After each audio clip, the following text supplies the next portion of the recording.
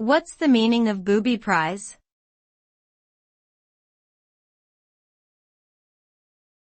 Booby prize.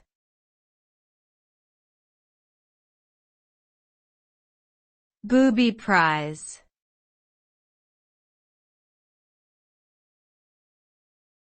Booby prize.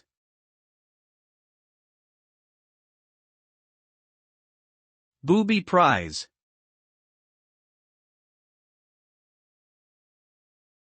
The term booby prize is used to describe a consolation prize given to someone who has lost a competition or contest.